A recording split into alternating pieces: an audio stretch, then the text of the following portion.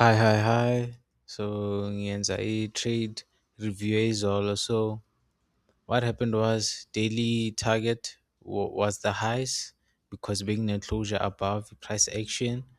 So ngaya ku 4 hour ngathola bullish, 1 hour bullish, 15-minute bullish, 5-minute bullish. So on both assets. So ngaya ku the 1 minute and then ngathola i-order block.